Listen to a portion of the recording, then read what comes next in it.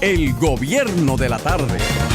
Hola, muy buenas tardes. Bienvenidos al Gobierno de la Tarde, a la Z101. Ya son las 3 en punto, momento en que iniciamos la emisión de este programa, El Gobierno de la Tarde, correspondiente a este lunes 18. Iniciamos una semana que sería la tercera de febrero, ¿verdad? La cuarta semana de febrero. Gracias, Eduardo. Este equipo que está compuesto por don Andrés L. Mateo, José Luis Mendoza, Rosa Encarnación, Eduardo Núñez y quien les habla, Yulisa Céspedes. Nos quedamos con ustedes hasta las 7 de la noche, haciendo una pausa a las 5 para integrar nuestros compañeros que se sientan también en esta mesa a esa hora del día. Buenas tardes para todos los miembros del equipo.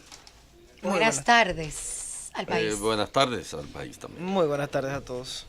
Buenas tardes a José Luis Mendoza, que está haciendo una labor adicional hoy. Sí, mensajero interno. Yeah. Yo siempre digo el polifacético. Tengo que subir unos cuantos pisos. ¿Cómo está todo? Todo bien. Este fue un fin de semana interesante, ¿eh, José Luis? Cobraditos, movido. cobraditos además. ¿Cómo cobradito? Oh, el Ah, viernes ¿cómo fue estamos hoy? 15. El viernes fue. Claro. ¿A ustedes no le pagaron? Ustedes son bendecidos. Pero y del viernes al lunes queda un peso, Rosa. Ustedes Que son alguien me bendecidos. diga. Nadie sabe cuánto ella gana. Ay, ¿verdad? Eduardo, tú eres un hombre brillante.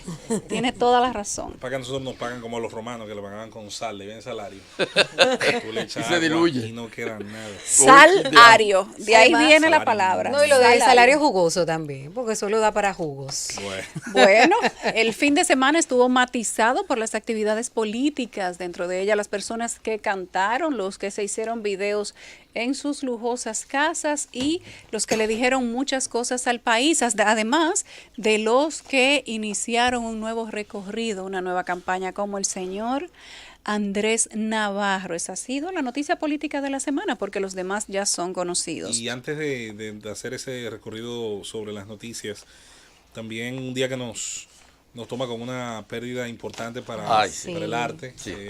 una de las voces más bonitas. Sobre todo hoy creo que más adelante podremos dedicarle un espacio, sobre todo como digo yo, a veces la radio una de las mejores cosas que hace es conectar generaciones. Y Luchi Vicioso probablemente no pudo tener la carrera que tal vez su talento merecía por muchísimas razones, desde que se dedicó a ser madre, por cierto, mi más sentido pésame para sus 2 hijos varones a quienes conozco, y sobre todo para una generación más joven que no conoce a una serie de cantantes dominicanos muy talentosos de décadas anteriores. Ahí estaba Luchi, Rafael Colón, entre otras grandes voces que yo diría que hubo una especie como de desfase generacional en algún momento, y simplemente hay una generación que se la perdió, se perdió esos talentos para siempre. Así que hoy quizás le podamos dedicar más adelante algunos minutos. Sí. La dama de la canción, doña Luchi Vicioso, murió en la madrugada del día de hoy. Estaba quejada de cáncer desde hacía ya un tiempo. Su sepelio será mañana en la funeraria Blandino. Justo mañana iba a cumplir 69 años. Así es. El tiempo se la llevó antes de que cumpliera un año menos. Canciones como Mi amor por ti, Al nacer cada enero y Maternidades frustradas dieron lo mejor de la voz de la señora Luchi Vicioso, una voz. La dama de la canción ve su luz apagarse el día de hoy. Nuestro más sentido pésame para toda su familia y para el país. No hay quien no conociera de nuestra generación hacia atrás a Luchi Vicioso. Y ahora vamos a dar lectura a nuestro primer boletín del día de hoy, cortesía de nuestro diario Z Digital. El expresidente Hipólito Mejía afirmó este lunes que el sector eléctrico sigue representando uno de los principales problemas del país, por lo que se requiere imponer la voluntad política necesaria para lograr de forma urgente la firma del pacto como forma de acelerar su solución. El exmandatario opinó que se requieren de varios compromisos concretos y acciones que puedan garantizar el suministro confiable de electricidad, precios competitivos y en condiciones de sostenibilidad financiera y ambiental, señala un comunicado de prensa. La defensa de la dominicana Ana Julia Quesada, autora confesa de la muerte del niño español de 8 años, Gabriel Cruz, pidió para su cliente una pena de 3 años de prisión por homicidio imprudente. En el escrito de la defensa, los abogados Porque hay homicidios prudentes. reiteran su oposición a que se celebre un juicio conjurado. dado que la extraordinaria y desmedida repercusión mediática de los hechos privaría a cualquier ciudadano llamado a ser juzgado de la imparcialidad y serenidad de ánimos requeridas. Ana Julia Quesada, detenida el 11 de marzo del 2018 en la localidad de Vícar, en Almería, al sureste de España, con el cadáver del niño en su coche, hijo de su entonces pareja, habría declarado cómo le dio muerte al niño. La Policía Nacional apresó este fin de semana 13 personas acusadas de organizar y desarrollar carreras de motocicletas clandestinas en la carretera Atomayor San Pedro de Macorís, informó este lunes la institución en un comunicado. El grupo fue sorprendido cuando participaba por una carretera de motos y además de las detenciones, la policía ocupó 15 motocicletas, 4 vehículos, 6 cajas de cartón que contenían piezas para reparar los motores en caso de desperfectos, así como herramientas para realizar modificaciones y reparaciones. La actividad en el mercado fronterizo entre República Dominicana y Haití, que se celebra cada viernes y lunes en Dajabón, en el suroeste dominicano, sigue siendo reducida hoy y se lleva a cabo bajo fuertes medidas de seguridad ante la crisis haitiana por las protestas contra el gobierno. La situación que se vive en Haití, donde se han registrado violentas protestas desde el pasado 7 de febrero en contra del presidente Jovenel Moïse, está afectando a los productores dominicanos que participan en los mercados binacionales y que han visto reducidas sus ventas. La iniciativa política Bien Común solicitó este lunes a la Cámara de Cuentas de la República Dominicana realizar una auditoría especial a las gestiones de los exministros Andrés Navarro y Carlos Amarante Baret al frente del Ministerio de Educación. Mediante una nota de prensa, Bien Común consideró que los fondos del 4% podrían estar siendo utilizados para financiar las multimillonarias campañas presidenciales de los dos dirigentes del PLD. En un comunicado dirigido al Pleno de la Cámara de Cuentas, Bien Común demandó que el organismo ponga en ejercicio las facultades que le asigna la Ley 10-04 para revisar el uso de los más de 710.300 millones que el Ministerio de Educación ha manejado desde el 2012 hasta la fecha. Todas estas informaciones pueden ser ampliadas a través de nuestro diario Z Digital y a través de nuestra plataforma de redes sociales, para Facebook Z101 Digital, para Twitter @Z101 Digital y para Instagram @Z_digital. Usted puede hacerlo también interactivo a través de nuestro canal de YouTube, @Z Digital. Nos vamos a nuestra primera pausa y regresamos de vuelta con las principales informaciones que han sido noticias el día de hoy, así como el análisis y los comentarios de todo el equipo del Gobierno de la Tarde. El Gobierno de la Tarde. Regresamos al Gobierno de la Tarde, son las 3:12. Don Andrés L. Mateo, el reloj no era original. Tanto show, 7 millones de pesos y el reloj era una copia. Tú sabes qué pasa, ¿no? Que Pero es un robo como quiera, ¿no? Esos relojes Miller no... Sí, pero se lo habrían podido dejar al ladrón. No tienen mucho lujo. Son relojes, incluso que parecen relojitos de pequeña cuantía, de ocasión. Pero que es que el tienen movimiento. una fabricación garantizada, una tecnología Y la maquinita propia. Es buena, ¿verdad? La maquinita Y es da súper la hora, buena. no se para. Ya eso es Y suficiente. realmente la gente se pone para andar, se pone imitaciones. Sí, pero hay que ser muy bandido para usted comprarse una reliquia de un reloj. Pero ¿por qué usted no se puede comprar? No, aquí hay un montón de gente que anda con... Pero, por ejemplo, yo te voy a tener- decir un ejemplo de la utilidad. Hay cosas que se compran para fines especulativos. Es decir, si yo compro en 7 y en un año sé que puedo vender en 11.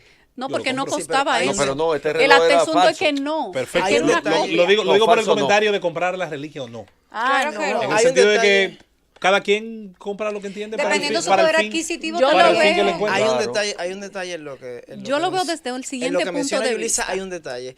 No es un tema de reliquia, sino de la falsificación. Y Claro. además, acuérdense algo, un producto falsificado es un Eso- es un producto que va en contra de Pero lo que dice Yulisa, claro. de la propiedad intelectual, la propiedad Tú industrial. estás Aun cuando hay que Daño, aclarar, daño. aun cuando hay que Óyeme, aclarar, óyeme esto. hay que O sea, aclarar las que hay cop- marcas que permiten. Las copias no autorizadas, Sí, y exacto. esa es una... Las Y- marcas de lujo porque no si hay- permiten copias. Oye, tú vas a Chinatown y compras el reloj que te dé Ah, la no, gana. lo que sea. Ah, en Y China. son igualitos. En que te China dé te la venden gana. lole y ellos le dicen así mismo un lole. Un lole es una copia de un Bueno, yo Rolex. fui una vez a Taiwán y me compré una cartera una réplica que jamás en mi vida yo me voy a comprar una cartera de esa. Y eran Claro. igualitas y me duró Pero muchísimo. hay otro detalle. Yo no estoy de también. acuerdo con Robar eso de una las réplica réplicas. y robar la pieza original robar. para fines penales, para los fines del artículo 379 y siguiente del Yo lo Código que digo Penal, es que el tipo, es lo mismo. señor, el tipo Bueno. pudo Claro. decirlo antes, decir eso era una réplica. Nosotros como Estado pagamos más recuperando la réplica que lo que valía. Un robo es un robo, pero yo digo, pero ¿por qué una gente tiene que comprar un reloj tan caro? Si tú Insistimos. estás Que no tarde, está Porque Claro, quiere, pero porque una puede. copia. Porque quiere, porque puede. Y porque el No, mercado lo pero hay ofrece. quienes sí lo Pregúntale a compran. Díaz Rúa, pregúntale a Díaz Rúa. O sea que- Para el bulto. Llámalo por teléfono. Para lo que quiera. Es- Porque es te quieren legítimo. por lo que tienes. Es legítimo. No, no, Es eso legítimo. es legítimo, tal como dice José Luis, porque Es caro. la gente 7 millones de consume pesos. de acuerdo a su nivel adquisitivo. Y además, después de que tú tienes cierto conocimiento de lo que tiene el valor de una marca, tú te haces seguidor, afín, consumidor de marcas X. El consumo Su vanidad. no necesariamente Pero la vanidad va es un sentimiento humano. ¿no? directamente Yo lo primero que me compré proporcional cuando con lo trabajé que fue tú un te Swatch, quieres poner. un reloj.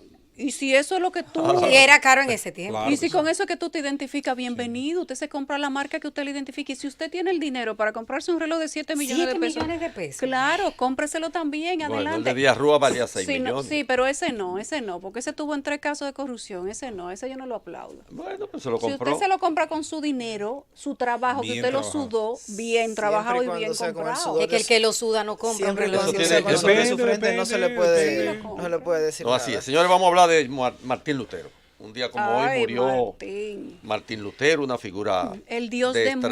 extraordinariamente repercutido, impactó enormemente en lo que constituye el mundo moderno, incluso el capitalismo, puesto que la versión de la actividad religiosa que Martín Lutero propagó luego de la Reforma es la que capitaneaba la naturaleza mercantil No se puede del entender, régimen capitalista. no se puede entender el cambio de feudalismo a capitalismo, Sin por lo Martín menos en su Lutero, etapa claro. mercantilista, Sin sin Martín la Lutero. reforma, en el entendido de Por que el supuesto. protestantismo, a diferencia del catolicismo clásico, asumió que la bendición material en vida, en la tierra, es también, o al menos así la comprende, bendición de Dios, es bendición divina, es parte del premio por Sí. vivir una vida ascética, por no caer en la inmoralidad, por no malgastar en el alcohol. En ese entendido, el hombre que trabajaba y producía de manera disciplinada generaba un excedente, y ese excedente no es casualidad que en países de esa matriz, tras la reforma, se generara la banca moderna, los Fugger, los Rothschild, se generara la bolsa de valores que nace en un país protestante, en Amberes, en 1600 y tantos, y se generaran los distintos fenómenos, incluyendo las primeras ligas comerciales de reducción de aranceles, como la Liga Hanseática, por ejemplo, en Alemania. La realidad es que Martín Lutero es una figura sustancial de la época moderna e incluso de la posmodernidad, porque hoy día todavía son vigentes muchas de las reformas que él implantó En la iglesia. a partir de la reforma. Nació en Eisleben, Sacro Imperio Germánico, lo que es ahora mismo Alemania, el 10 de noviembre del año 1483.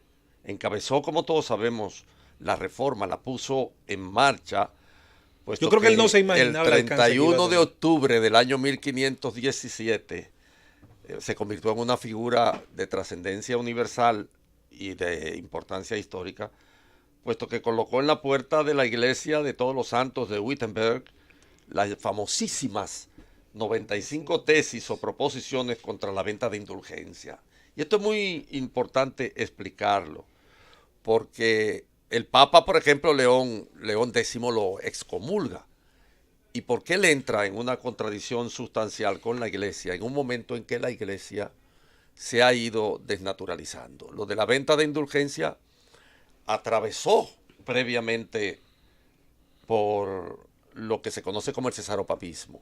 Vale decir que los Los papas fueron los papas sustitutos de los césares. eran al mismo tiempo que la expresión del poder espiritual, el poder terrenal. Ellos encarnaban eso. Y la gente cree que el Vaticano existe desde hace mucho tiempo, pero en el Hasta hace poco eran los estados 1929, pontificios. en el 1929 es que Benito Mussolini reconoce los estados pontificios. De los miles y miles y millones de tierra que le tocaba a la iglesia en virtud de esa larga tradición del cesaropapismo, Benito Mussolini solo le reconoce el costado en el que se funda el Vaticano, Las 44 hectáreas. la famosa 44 hectáreas, y los deja allí confinados en un estado, porque bueno, el Que era una Papa no especie de podía rehén, estar. hay que decir, en un momento dado. No, porque era comprensible. Es decir, habiendo sido la iglesia la expresión del poder terrenal y el poder espiritual al mismo tiempo, Sí, porque además eran los únicos estudiados de la época. claro, La gente era analfabeta en su mayoría. exactamente. Y ellos habían dominado el poder en el sentido pleno, tanto espiritual como material.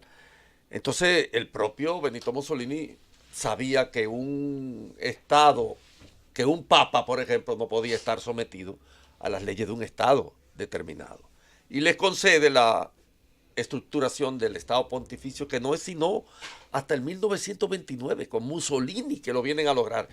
Incluso después de las luchas garibaldinas, que fueron, Garibaldi. que fueron larguísimas para la formación del Estado Del Estado nacional italiano moderno. del italiano, que fue de lo que más tardó en Bueno, el mundo europeo. Estados bastante avanzados, hay que decir, que se formaron muy tarde. El caso alemán y el caso italiano son dos perfectos ejemplos de unificaciones tardías. Pero en ambos casos habían factores de carácter económico. Por ejemplo, Los estados-ciudad italianos fueron muy exacto, los poderosos. estados-ciudad del siglo La XVI, República de Venecia. esos estados-ciudad que tenían puerto eran poderosísimos y prefiguraban ya el capitalismo en su sentido pleno. Claro. Son la prefiguración del capitalismo en su sentido pleno. Bueno, la verdad es que la teología de la reforma evangélica, que comentó los 10 mandamientos, que sometió a cuestionamiento la degeneración de la iglesia, que cobraba por la sanidad de las almas y por la salvación de las almas, fue un acontecimiento de trascendencia mundial. Varió en forma dramática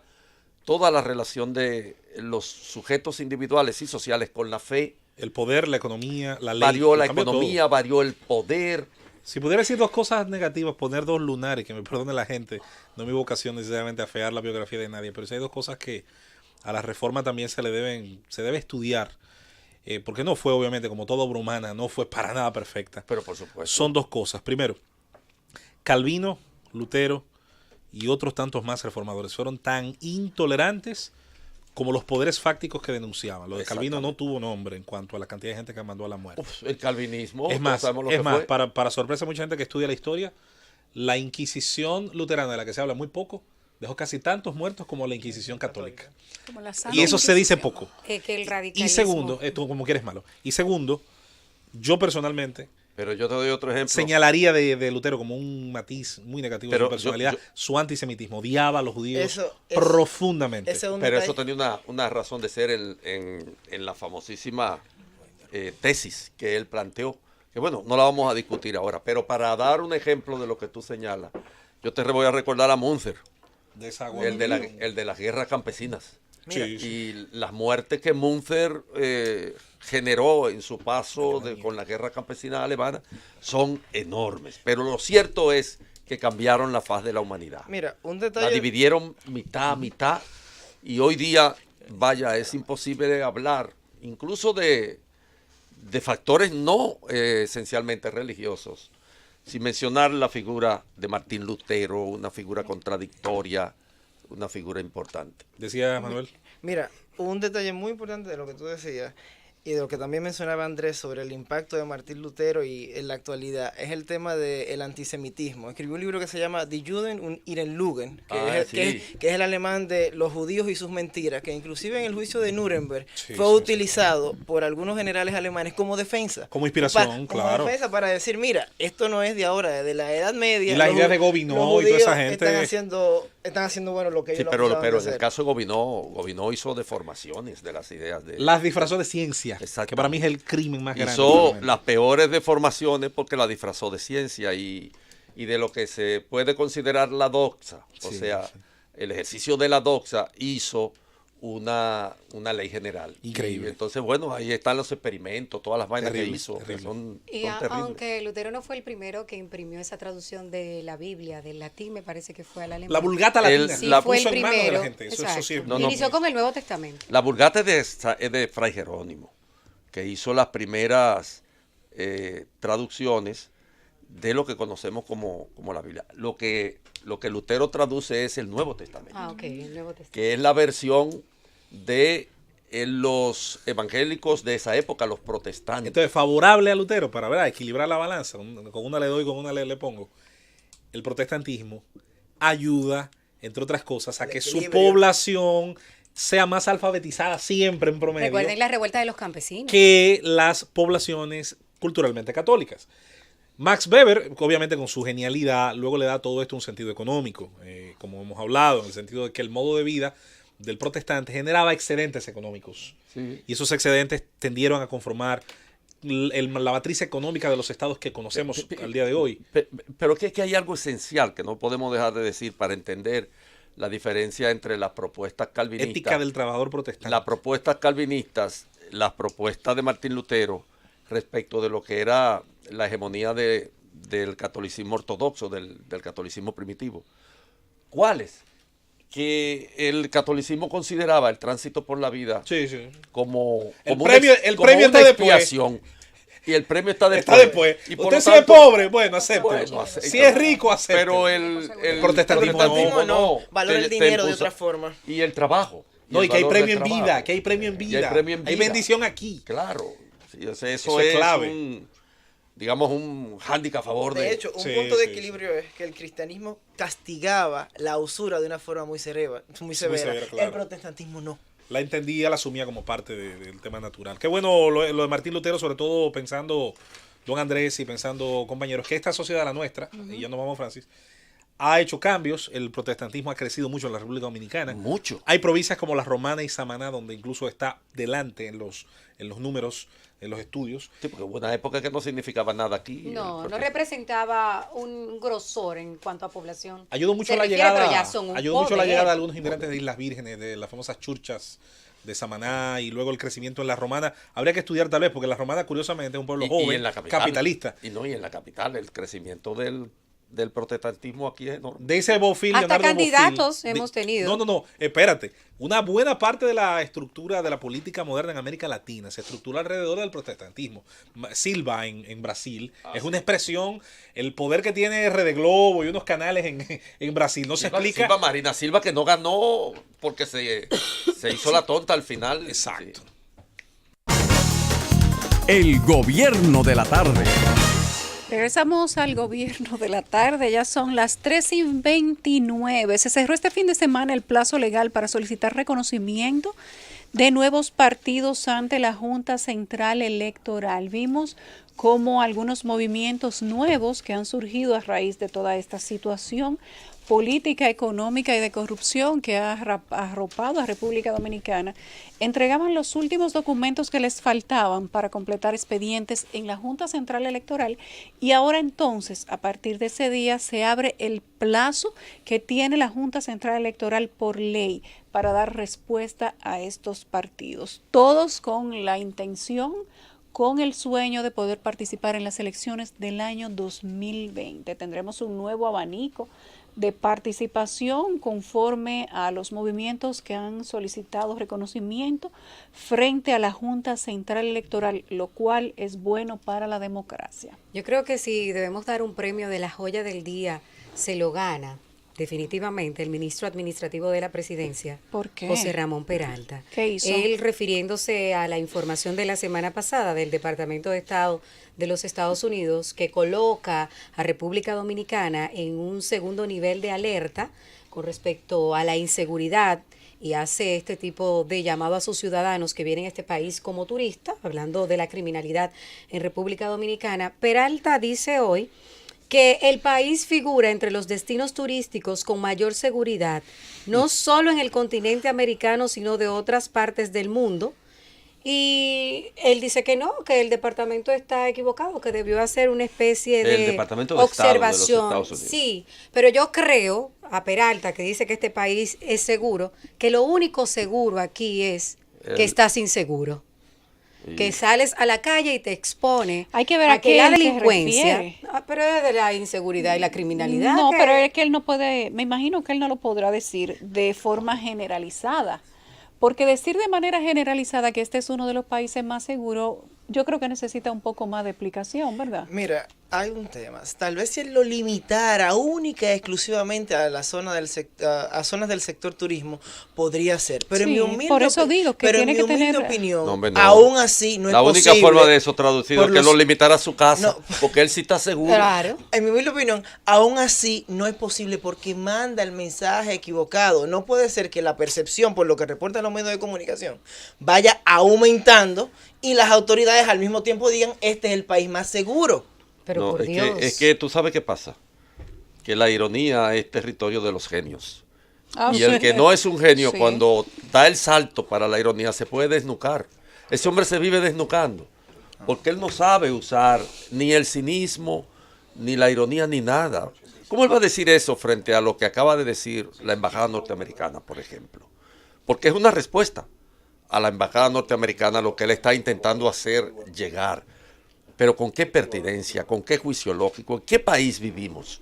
Aquí todo el mundo sabe que estamos expuestos a ser asaltados en la calle. No. Y eso es común. Con suerte, Andrés. Y eso es común. Bueno, para él no, Con porque él suerte anda con un asaltados. montón de- No, en términos- Porque muchos son heridos en ese tipo de Por contacto con la Dios, En delincuencia términos de y política otros cri- ni lo cuentan. En términos de política criminal, hace demasiado daño. Porque cuando una autoridad te dice, mira, no hay delito, no hay crímenes, también dice, yo no voy a tomar medidas para evitar delitos. estás reconociendo Yo el problema. O sea, el primer paso para resolver un problema efectivamente es reconocerlo.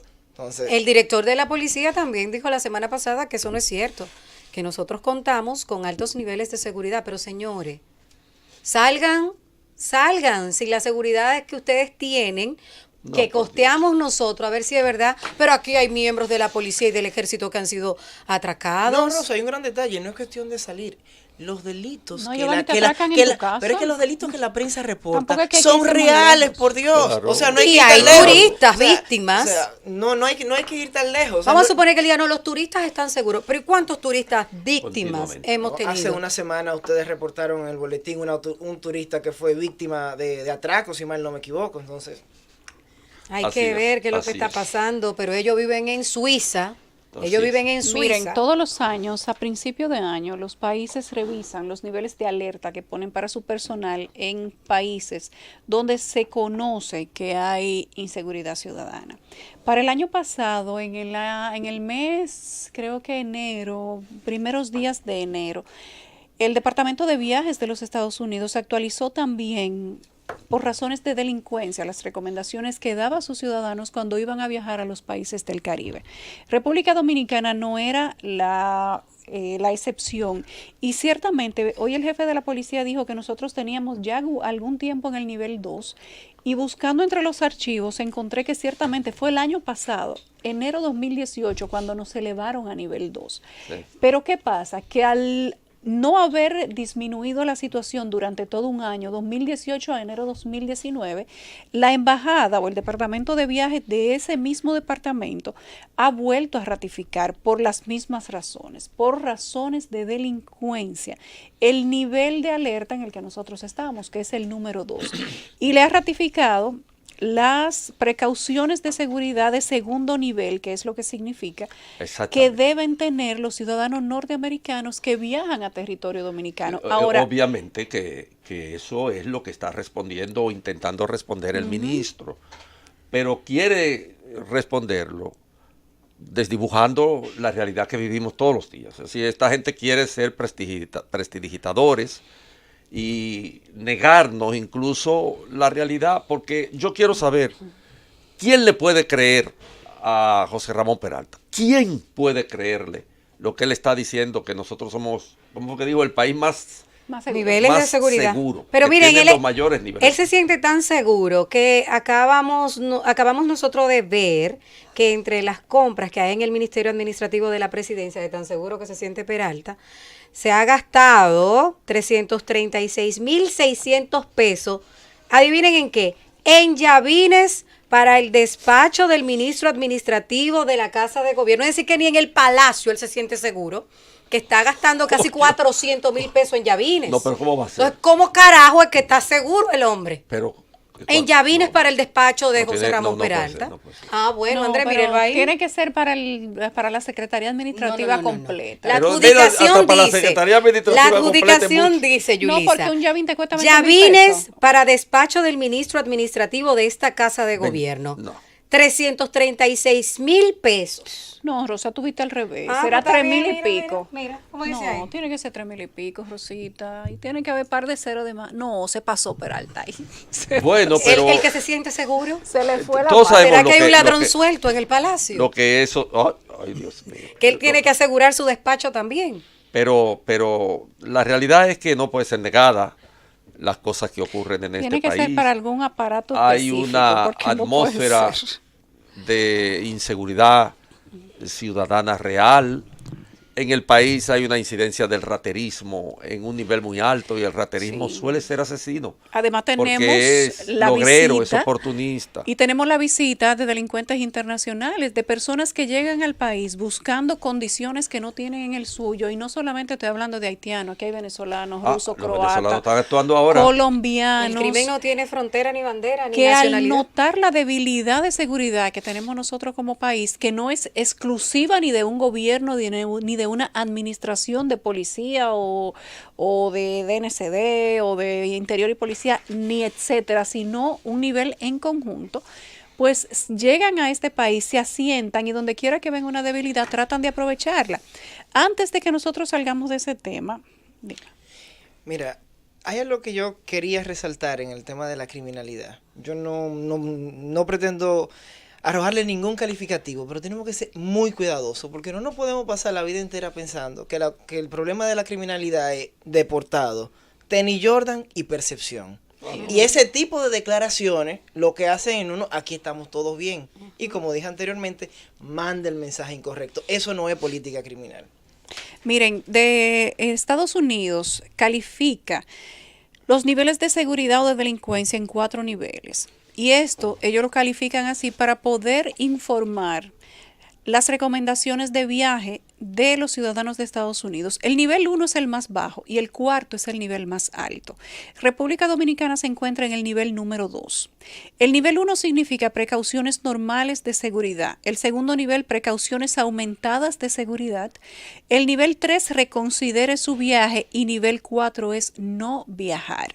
O sea que si nosotros estamos desde el año pasado en el nivel número 2, podríamos, si la cosa sigue de la misma manera, aumentar al nivel número 3. Y esto, en vez de servir como una vergüenza para el país, debe servir como un llamado de atención para que se tomen las medidas pertinentes para volver al nivel de seguridad número 1 o 0. Las recomendaciones para viajar a República Dominicana en el actual nivel que tenemos ahora son: ten cuidado de tu entorno, no resistas físicamente ningún intento de robo, ese es el nivel número 2. Sí. No muestres signos de riqueza, no lleves relojes caros o joyas. Inscríbase en el programa de inscripción de Smart Traveler para recibir alertas y para que sea más fácil localizarlo en una emergencia. Siga al Departamento de Estado en Facebook, Twitter y todas las plataformas de redes sociales. El crimen continúa siendo la principal preocupación de seguridad en República Dominicana, tanto para los dominicanos como por la embajada. Nosotros sabemos que dentro de los delitos comunes que utiliza este Departamento de Viajes de Estados Unidos para tipificar el nivel de alerta en el que nos sitúa, es delitos de automóviles, delitos robos a mano armada en motocicleta, caminando dentro de su vehículo, etcétera, y todos los tipos de actuaciones de que son víctimas de forma delincuencial los ciudadanos estadounidenses. Bueno, yo Mientras pienso que tanto, hemos el gastado- 15 de febrero, él se adjudicó la compra de más de 336,000 pesos para Llavines en el despacho Uno de no puede estar Peralta en gastando el Palacio. pólvora en garza, porque Sí, pero esa y es lo cuarto de nosotros, Andrés. una expresión que ni él mismo se la cree. Él mismo no se la cree, porque es así. El gobierno de la tarde. Regresamos al gobierno de la tarde, son las 3:44. La semana pasada, don Andrés, fuimos testigos de cómo se flexibilizaban normas que se habían emitido y parecían que iban a cumplirse tal cual lo mandaba la ley, pero las mismas autoridades se echaban para atrás respecto del perímetro de distancia que había que mantener por ley entre una banca y la otra, como que nada. Incluso ha habido reacción de tipo hasta científico. El doctor José Miguel Gómez ha hecho señalamientos muy precisos respecto de las consecuencias que puede tener socialmente ese aumento desproporcionado de la banca, esa apuesta al azar que tiene la gente para realizar su destino en un país donde la gente está entrampada, donde la gente no tiene salida, donde la movilidad social es tan exigua, tan mínima. Ciertamente que ese estímulo a la banca es una irresponsabilidad total de quienes nos gobiernan. José Miguel Gómez dijo que las consecuencias serían el aumento de la ludopatía, que es esa obsesión incontrolable por el juego, por seguir jugando. Y las consecuencias serían problemas familiares, depresión, intento de suicidio, crisis financiera y hasta persecución judicial. Además, la ludopatía no se cura. Los que conocen ludópatas lo saben, es incontrolable, pero hay tratamiento, hay terapias, etcétera.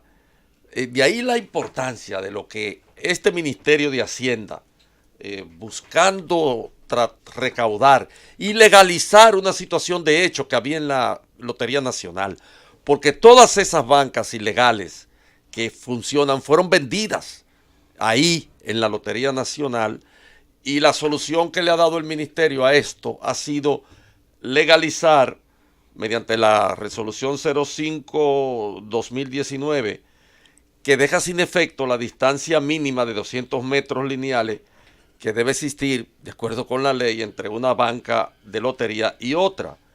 Pero peor aún, redujeron casi al máximo para poder justificar la situación de hecho de la lotería, ese obsequio que la gobernabilidad compartida le da a los hijos de Peña Gómez y al nieto, ese obsequio, hicieron lo imposible y lo que han hecho es reducir la limitación que buscan operar próximo a algunos lugares públicos, como por ejemplo escuelas. No importa, ahora pueden funcionar las bancas al lado de una escuela, hospitales, cualquier sitio público de sensibilidad social tiene anuencia para operar allí. Las bancas son en este momento, de acuerdo con esta resolución, irresponsable, totalmente irresponsable. Las bancas son la reina de la República Dominicana porque ahí había que legitimar una situación de hecho sencillamente vergonzoso. ¿Quién sabe cuántos cientos y cientos de puestos de banca fueron vendidos irregularmente y ahora lo legitiman con esta resolución 005-2019 que hace que puedan funcionar bancas que están una contigua de la otra, pero que solo estamos viendo como una realidad ya hace muchísimo tiempo. Aquí no ha habido ningún control respecto de la banca y hay consecuencias sociales.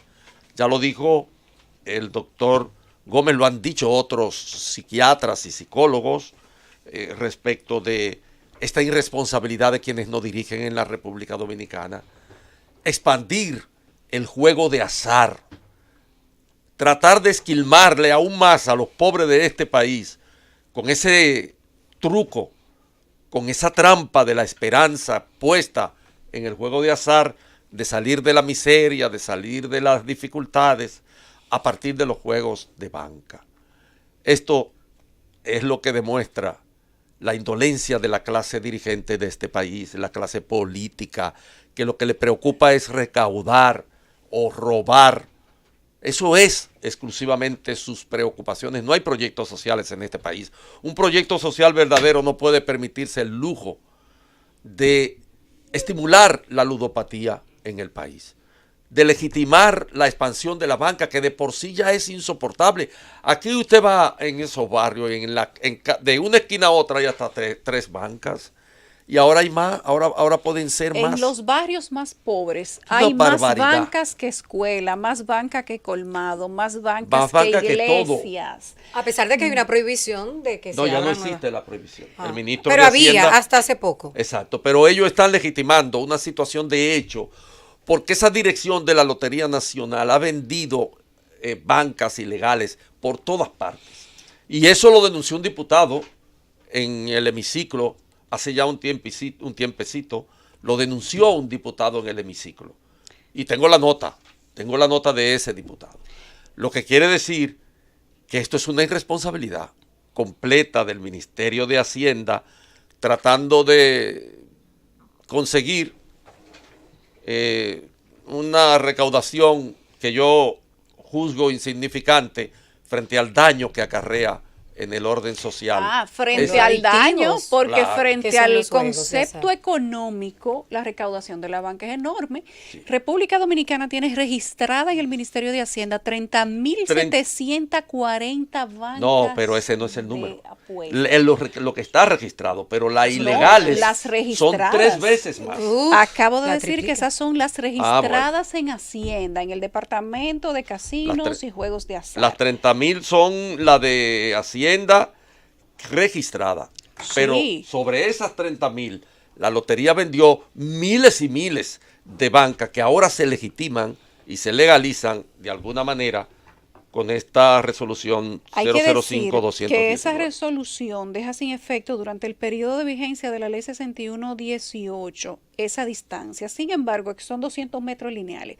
Sin embargo, la mantiene en los perímetros donde hay escuelas públicas y privadas, estancias infantiles, centros de atención integral a la No, discapacidad. redujo la limitación. O sea, ya no hay Hospital- limitaciones frente a algunos lugares públicos. La propia resolución la redujo.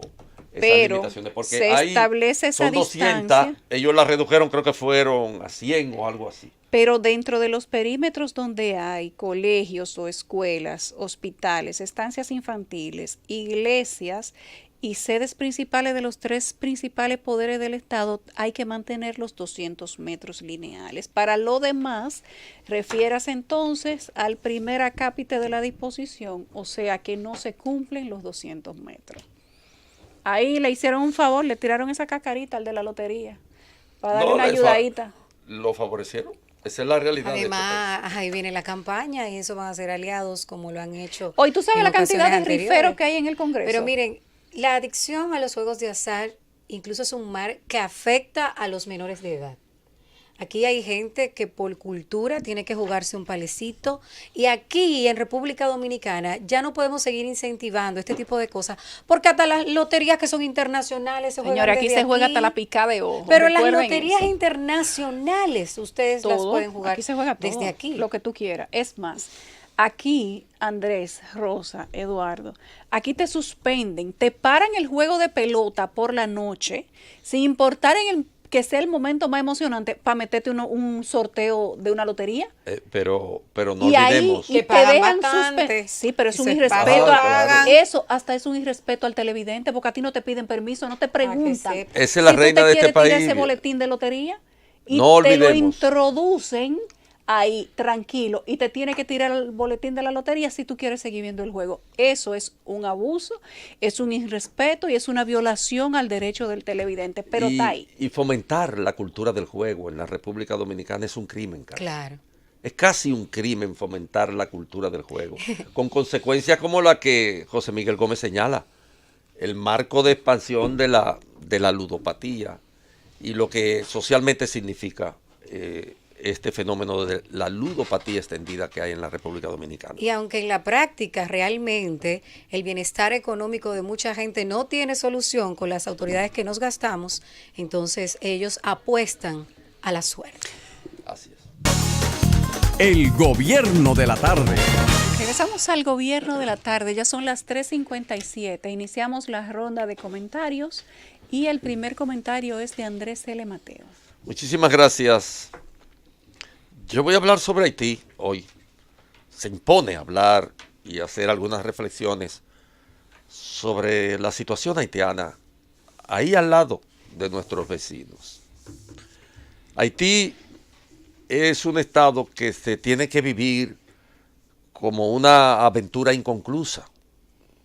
Las características, por ejemplo, de la revolución haitiana del 1804, la definitoria, la que le da configuración de Estado-nación a esa revolución esclavista triunfante, la única probablemente que registran los libros de historia, es una revolución que arrastró consigo enormes dificultades para la consolidación del Estado.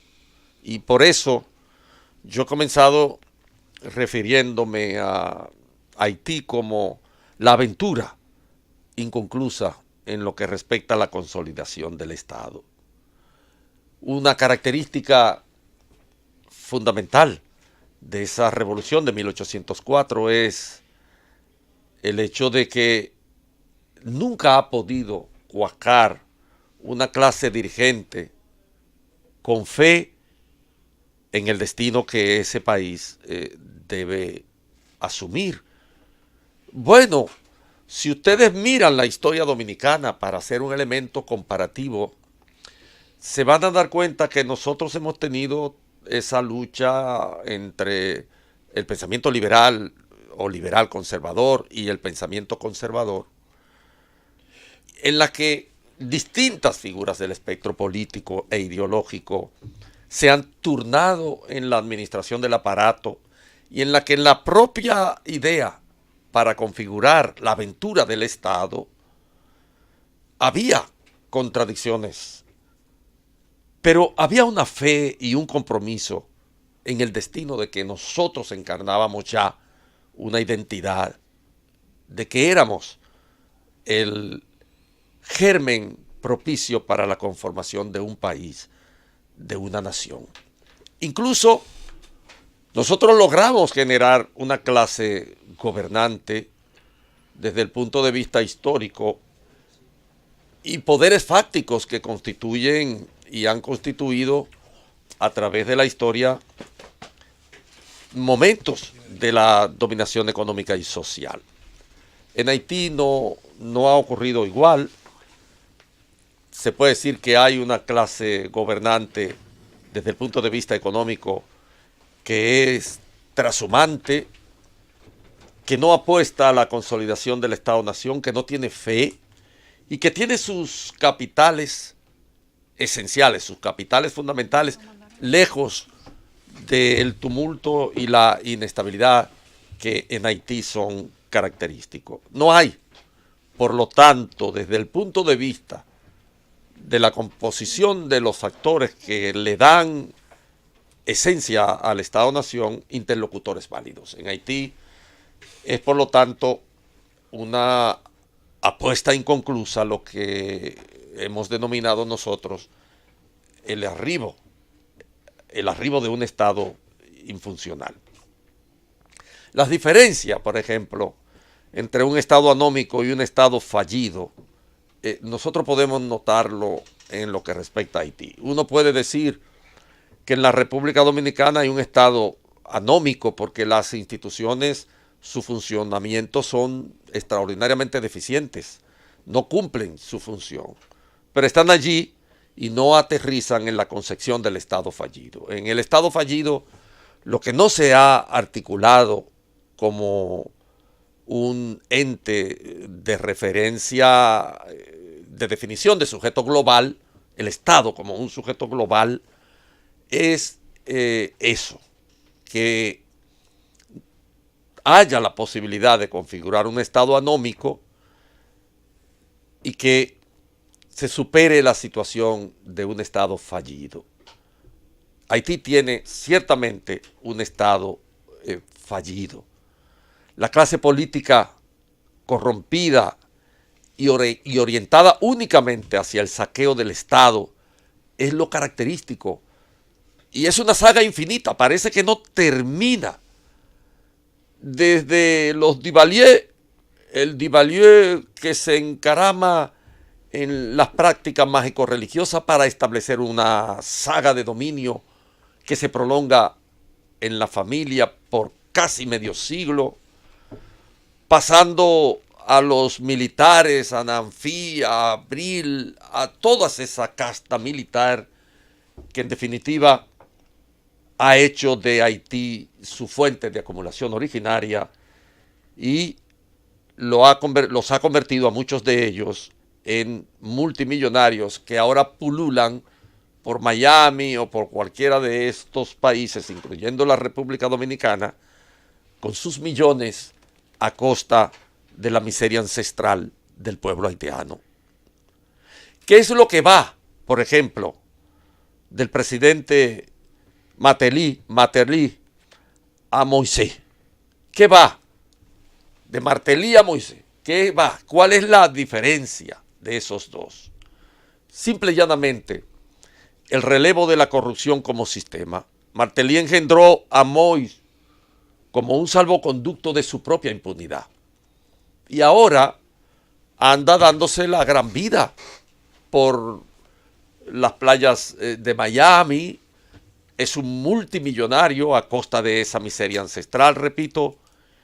Y ciertamente esa saga interminable del pueblo haitiano, desde la misma revolución de 1804, no termina y entra ahora en una etapa de incertidumbre y de difícil pronóstico, porque uno no sabe a dónde puede arribar un país con estas condiciones a las que nos hemos estado refiriendo.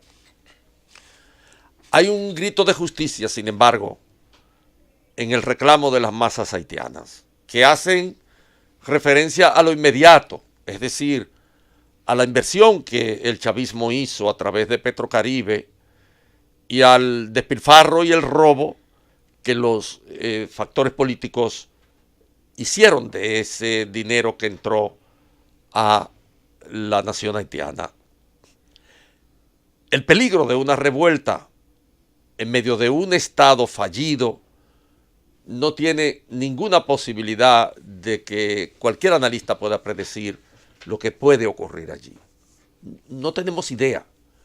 Yo no puedo en este momento reconfigurar un marco de interpretación de lo que la historia en movimiento nos está presentando como tal y decir que va a ocurrir tal o cual cosa, porque en este momento en Haití quizás la única estructura política viable que tiene cierta práctica y cierta madurez es el grupo Lavalá, la única que existe como tal, porque las otras son manifestaciones de organizaciones políticas episódicas como la de Martelly, que la delega en Moïse, repito, como un salvoconducto de su propia impunidad. Moïse es eso, ese que está ahí es eso, es parte de la continuidad de la corrupción sistémica que en Haití no extraña, ni asombra, ni tampoco avergüenza a nadie.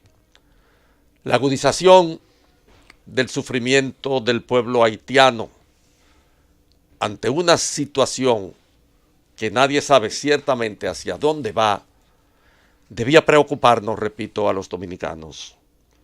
Nosotros no estamos al margen de lo que pueda ocurrir en Haití. En Haití hay una situación ahora explosiva y no hay un marco histórico que haya cuajado en un aparato institucional capaz de parir una solución racional y no sangrienta como parece ser que pueda sobrevenir. Esperemos que todo cuanto tenga que ocurrir en Haití atraviese por el marco de lo racional, que fortalezca el marco institucional y que pueda poner a raya a esa práctica deleznable de la corrupción legitimada que la política tradicional haitiana ha ejercido en contra de ese pueblo que ahora está insurreccionado en las calles de ese pobre país. El gobierno de la tarde. Regresamos al gobierno de la tarde, son las 4:10, estamos en la ronda de comentarios y el siguiente turno es para Eduardo Núñez. Muchas gracias, Yulisa. Muy buenas tardes a todos nuevamente. En el día de hoy y a raíz de eventos recientes, yo quiero hablarles sobre los efectos jurídicos del matrimonio homosexual en la República Dominicana. ¡Qué video! La siguiente llamada. Esto viene, sobre todo, por las manifestaciones que tuvieron lugar el día de los Enamorados y por las posteriores aclaraciones que dieron las personas que intervinieron en ese hecho. Miren, para hablar de efectos jurídicos y para comprender de qué se trata el matrimonio homosexual, o mejor dicho, como es el término correcto, entre personas del mismo sexo,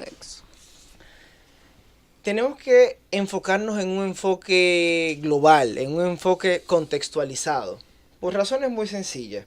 Tomamos, por ejemplo, el caso de Austria, que recientemente, el 1 de enero del año en curso, por sentencia de su Tribunal Constitucional, aprobó el matrimonio entre personas del mismo sexo. Con la decisión del Tribunal Constitucional austriaco, serían ya 24 países que aprueban esta forma de unión. Ante esta realidad y el flujo constante de extranjeros en nuestra nación, para lo cual el Banco Central ha reportado un incremento de un 4.2, la cifra es de enero de 2019, se presenta la cuestión de cuáles serían los efectos en nuestro país de un matrimonio entre personas del mismo sexo válidamente contraído en el extranjero. Como por ejemplo, ¿podría una pareja de personas del mismo sexo divorciarse en nuestro territorio? ¿Podría, por ejemplo, uno de los miembros de la pareja pedir reparación de daños y perjuicios ante nuestros tribunales por la muerte del otro? Eso es casándose en el extranjero y viviendo aquí. Exactamente. El tema de la línea de sucesión de herencia. No nos cabe duda que si un tribunal dominicano acoge el divorcio es porque admitiría prima facie los efectos del matrimonio. Ante ese tipo de cuestiones tenemos necesariamente que revisar nuestro ordenamiento jurídico y ver lo que dice la ley 544-14 en su artículo 41, el cual refiere: el matrimonio siempre será válido cuando sea considerado como tal por la ley del domicilio o nacionalidad de uno de los contrayentes. Para volver al ejemplo austriaco, si dos personas del mismo sexo se casan en Austria y ese matrimonio es válido, ¿qué pasa cuando estas personas vengan a divorciarse a República Dominicana? Lo cual entre una unión de personas de distinto sexo no habría ningún problema. Ante el conflicto de leyes que pudiese existir entre una ley de un estado que permite el matrimonio entre personas del mismo sexo y el ordenamiento dominicano, la única limitante que impone la ley 544-14 es la del orden público, a lo cual tenemos que preguntarnos necesariamente, ¿qué constituye para nosotros orden público? De hecho, o mejor dicho, ¿son las relaciones entre personas del mismo sexo contrarias al orden público interno? Esa es la pregunta. O por el contrario, ¿pueden encontrar estas relaciones cobija en nuestro derecho? Es decir, ¿podrían divorciarse en República Dominicana un matrimonio integrado por personas pertenecientes al mismo sexo? Para ello es necesario que nos remitamos a nuestra Constitución, antes de nada. Unos consideran que la Constitución prohíbe el matrimonio entre personas del mismo sexo y otros consideran que lo admite. Pero ¿qué dice exactamente la Constitución? El artículo 55 señala: la familia se constituye por la decisión libre de un hombre y una mujer de contraer matrimonio. En buen derecho, independientemente de cuál sea su opinión o la mía, ese artículo tiene una redacción neutral, no contiene ninguna prohibición. Pero más dice bien, un hombre y una mujer. Dice un hombre y una mujer. Dice un hombre y una mujer, Yulisa, de forma programática. La familia se constituye de un hombre, o el matrimonio se va a formar por la unión de un hombre y una mujer. Pero eso no quiere decir que es la única forma de familia que Pero es la única que menciona. Pero pero es la única que menciona. O sea, y estoy de acuerdo con está Yulisa. muy Hay establecido una ahí. definición. No, déjeme. Ahora, si te desde que dijera me permit- no. de dos personas que Adultos. componen, adultos mayores de edad, que no tengan conflicto entre sí, ni qué sé yo qué, y que compongan una familia y no mencionen mujer y hombre, entonces estaría bien. No, Pero lo menciona. mujer y hombre cuando define el matrimonio. Pero ojo, la prohibición de otro tipo de unión no existe en la Constitución. Ok. Además, a eso Y lo que no está a eso prohibido está permitido. A eso voy ahora mismo. O sea, ¿a dónde nos lleva esto? O sea que Dice- aquí se puede casar. pero déjeme decirle. No, aquí se pueden No, casar. aquí se han casado homosexuales, pero... Tienen pero que- que no es ley, pero- pero sí que pero sí tiene como efecto de- jurídico. son de otro ¿Qué género. tema? Oigan, tenemos, Yo conozco. fuera de cuál sea nuestra consideración personal, tenemos que ver qué dice la Constitución. Mira, dicha disposición no prohíbe expresamente el matrimonio entre personas del mismo sexo. Sexo. Más bien, dice la preferencia del Estado dominicano tomando en cuenta el carácter programático y dinámico de la Constitución. Yo siempre he sospechado que este era un a lo- Estado heterosexual. A lo cual se le suma el artículo 39 de la misma, que prohíbe la discriminación y que en su artículo 74 dispone que la interpretación de la misma debe hacerse ampliando derechos y no restringiéndolos. A todo eso... Ahí no hay mucha... Pero- mucha- pero- No, esto está interesante. Me tienen que dejar terminar. No, esto está Me interesante. me tienen que dejar Vamos a ver qué terminar. para esta vaina, vamos a ir Óyeme, presos todos. óyeme.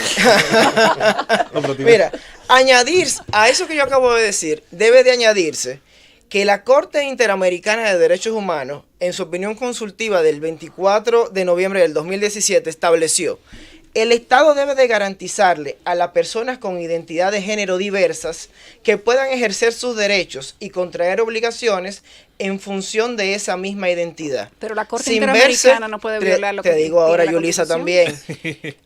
Obligaciones en función de esa misma identidad, sin verse obligadas Oh, pero bueno. a detentar otra identidad que no representa su individualidad. Si bien es cierto que los efectos vinculantes de esa decisión son cuestionables en nuestro país por la sentencia 256-14 del 2014, también es cierto que la Corte Interamericana es el máximo intérprete de la convención, la cual sí ratificamos y no hemos denunciado. Pero tranquila, Pero que contraviene con mi la solución Constitución. todavía no ha llegado, Yulisa. Dale, que te queda Mira, un minuto. A pesar de todo esto, la realidad combina a la búsqueda de una solución práctica. Y debemos recordar que yo partí de que una ley dominicana dice que si el matrimonio es válido en otro país, aquí también, a menos que sea contrario al orden público. Y la pregunta objeto de respuesta es: ¿son las relaciones entre personas del mismo sexo contrarias al orden público en la República Dominicana? Bien, mira, para ello nos podríamos inclinar a primeras luces en el reconocimiento del concubinato para relaciones entre personas del mismo sexo en nuestro territorio, o lo que es lo mismo, uniones de hecho de personas no vinculadas por matrimonio, pero que, por los caracteres de su relación, son consideradas como familia, generando así efectos jurídicos. No obstante, el concubinato tampoco podría ser la solución ideal si analizamos las condiciones que han sido impuestas por nuestros tribunales para su reconocimiento. Entre ellas, que se trate de una relación pública y notoria y que se dé entre personas de distintos sexos, por lo que nos encontramos ante otro obstáculo para la cuestión de los efectos jurídicos de personas del mismo sexo. Finalmente, Yulisa, ahora voy contigo. En mi opinión, No es que yo estoy en contra tampoco, ¿eh? en mi opinión, y sin la intención de brindar una respuesta definitiva a la cuestión, porque en nuestro ordenamiento jurídico no existe, hay que ser muy prudente en eso, que la verdadera solución, yo entiendo, se encuentra en el trasfondo del medio utilizado para el reconocimiento jurídico de las uniones de hecho en nuestra sociedad, tomando como posibles soluciones el ejemplo de la sociedad de hecho o la comunidad de bienes. Naturalmente, esta es una respuesta simple y solo resuelve, una parte del universo de la problemática. Es un punto de partida que marcaría el comienzo de un debate y futuras situaciones que con seguridad se producirán en el seno de nuestra sociedad. El gobierno de la tarde. Regresamos al gobierno de la tarde, son las 4:20, momento del comentario de José Luis Mendoza. Muchas gracias. Por cierto, muy interesante, Eduardo, esos temas tabú. Por cierto, quiero aprovechar para decir que en cuanto al hecho que, como muy bien mencionas, ha colocado todos estos temas en la palestra. Mi único señalamiento como ciudadano sería que hay que replantearse el tema del acceso a los planteles escolares. Todo el que alguna vez le tocó ir a la escuela de un hermano, una hermana o en un horario distinto al suyo, sabía lo relativamente difícil que era simplemente ingresar a la escuela y llegar a un aula a la que usted no pertenecía. El que ha tenido acceso a una escuela en los Estados Unidos, por ejemplo, en mi caso fui a visitar a una gran amiga de infancia que es profesora, sabe que te van a revisar normalmente como el que entra a cualquier recinto donde pueden existir una serie de riesgos y demás. El evento del cual se habla obviamente es otro, se habla del beso, de la pareja, de si el muchacho era menor de edad que resultó luego ser mayor de edad, y se ignora una problemática para mí bastante importante en un país donde el tema de la seguridad es de forma tangible uno de nuestros problemas más presentes, que si bien fue el ingreso de una persona para ciertos fines, bien puede darse el riesgo de que una persona también genere para fines de agresión, por cualquier razón. No tendríamos ni siquiera que insinuar cuál de ellas. Además de que, por cierto, debo decir, en mi experiencia fui estudiante de los dos sistemas, el público y el privado. Esto ya ha ocurrido. No ocurrió o no ha ocurrido todavía con los matices para generar un escándalo de esta magnitud, ni mucho menos. Ahora que los celulares con estas tecnologías, los llamados celulares inteligentes, se han masificado hace un buen tiempo, hemos visto otras cosas que sí se han grabado oportunamente, que van desde actos sexuales de diversa categoría, ¿no? Pasando por peleas o por una serie de acontecimientos. Gracias a Dios todavía, y espero que nunca, ojalá fuera mi deseo, desde lo más recóndito, que nunca tenga que grabarse una agresión mortal o algo así por el estilo. Pero las escuelas no son recintos hoy por hoy, sobre todo viendo ese hecho, que se puedan considerar, son 100% seguros. Sería interesante, sobre todo para las autoridades del Ministerio de Educación, que comience a revisarse este tema por muchísimas razones. Quiero, una vez más, siendo primero debiéndose a los amigos y luego a la realidad cultural de nuestro país, hacer hincapié en la enorme pérdida que tiene el arte dominicano con la muerte de Luchi Vicioso. Hay un trabajo extraordinario, muy bien hecho, que se llama Trayectoria, que son los especiales de televisión que trabaja el buen amigo Juan Carlos Salvelo. Les invito a todos ustedes a acceder a la red, específicamente YouTube, y acceder dentro de las programaciones especiales que ha producido Albelo a la de Luchi Vicioso. Es un material extraordinario. Era tan buena cantante, se decía, y recuerdo una vez a Patricia Solano hablando de eso, y hoy creo que ha colocado mucho material interesante también en su red social. Patricia, que no es solo una gran periodista, es una gran artista, si me preguntan a mí también, solo que decidió desarrollar el lado periodístico, de cómo Luchi podía ir a un estudio. En esos años había que ir a España, había que ir a un país con mejores capacidades tecnológicas, y cómo bastaba a veces que solo una vez cantara delante de los micrófonos para llevar una canción al nivel aceptable, al nivel requerido por los ingenieros de sonido. Todo el que conoce el arte sabe que a mucha gente le cuesta más de una oportunidad para llegar a ese nivel aceptable. Ese trabajo de trayectoria es, por así decir, una especie de confesión, una autobiografía con Luchi presente, y finalmente, ahora que el cáncer se ha llevado a una ciudadana dominicana notable, con una vida bastante productiva, sea desde aquí una vez más nuestro más sentido pésame a sus hijos, a su familia y por supuesto al arte dominicano. Miren, en cuanto a básicamente algunos de los temas de rigor, el tema Odebrecht ya no despierta las pasiones de antes. Probablemente su mayor utilidad con respecto a los temas sociopolíticos ya fue agotada de prima fase.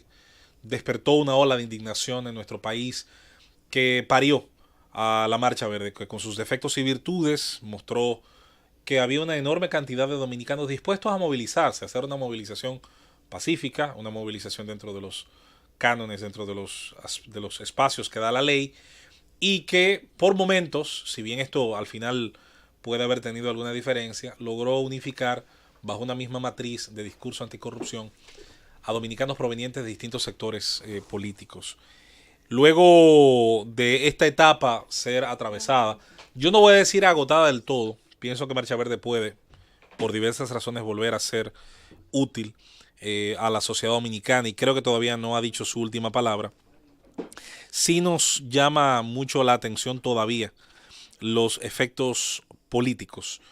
Ver a un expresidente del Senado de la República, como el caso de Andrés Bautista, hacer una serie de señalamientos y hacer un trabajo, por cierto, por parte de su defensa muy creativo, en mi opinión, con respecto a mostrar números y espacios de tiempo entre quienes han tenido a bien presidir las cámaras, especialmente la Cámara Alta del Congreso de la República Dominicana, las cantidades de dinero que se movilizaron a partir de las contratas otorgadas a Odebrecht, y cómo se da un salto de garrocha, por encima de las responsabilidades que pudiera cualquiera, no importa cuáles sean las intenciones, pero podría tener de manera razonable, sobre la participación en el Congreso de la República Dominicana, y esencialmente presidente de la Cámara del Senado, de Cristina Lizardo, de Reinaldo Pared Pérez, y en el caso de la Cámara de Diputados, de otros más. Esencialmente, el caso de Reinaldo Pared Pérez nos llama mucho la atención. No tenemos culpables favoritos. Creemos jurídicamente que a todo el mundo hay que comprobarle hasta el último momento su culpabilidad y que los fardos probatorios sean suficientes. Yo siempre he entendido que probar un soborno no es tan fácil como mucha gente pudiera pensar. Es probablemente uno de los ilícitos más evasivos, y eso no solo pasa en la judicatura dominicana, eso no solamente ocurre en el ámbito local, es bastante difícil también en otras latitudes, incluyendo en nuestra América Latina, pero sí nos ha llamado muchísimo la atención cómo en los últimos días vuelve a flotar, vuelve a salir a flote dentro del aspecto de la defensa, esencialmente la de Andrés Bautista, que ha sido, yo diría que la más locuaz en ese sentido, como una persona que durante un periodo de tiempo realmente corto en comparación al lapso completo desde los primeros proyectos que pasaron por esa Cámara hasta los últimos, cómo se ignora una gran parte, un gran periodo donde se asignaron las mayores cantidades, los mayores porcentajes, pero sobre todo las obras más polémicas, y eso incluye, y ahorita en la tarde sería bueno repetir este tema con Esteban Delgado aquí presente, y eso incluye esencialmente el tema de Punta Catalina, que por cierto que no pase desapercibido el hecho de que se había dicho que iba a ser encendida este pasado día 15 de este mismo mes. Antoliano Peralta es un tremendo abogado, yo no descubro nada nuevo con eso. Pienso que siempre ha sido un abogado con una enorme capacidad para explicar sus razones, pero de verdad que bien valía la pena escucharle sobre cómo aclaraba, de acuerdo a las imputaciones que se ofrecían a partir de la declaración de culpabilidad, porque recuerde que un acuerdo en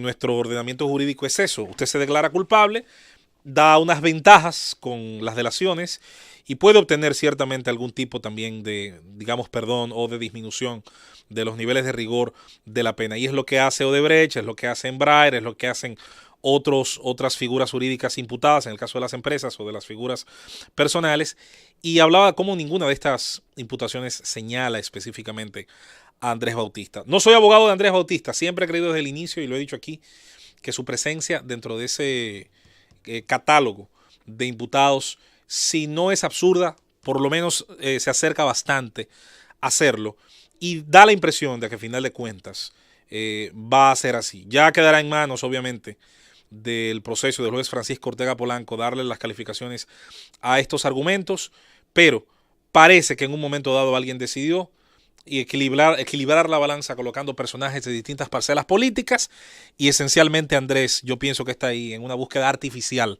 de ese equilibrio. Regresamos al gobierno de la tarde, son las 4:32. Bienvenido a nuestro compañero Emil Chireno. Ahora sí es verdad que vamos a hablar de lo que pasa en Haití, en Venezuela y de lo que además está pasando en otras partes del mundo. En República Dominicana también. Buenas tardes a todos. Buenas tardes, Yulisa. Un gran placer estar con ustedes siempre por acá. Sí, tenemos que hablar un poquito definitivamente de Haití. Yo creo que don Andrés dio una radiografía bastante precisa en términos generales. La capacidad analítica y predictiva de cualquier persona que esté leyendo lo que allí ocurre indudablemente es muy limitada ahora mismo por esa gran nebulosa que a mí me parece que se cierne sobre el futuro inmediato de Haití.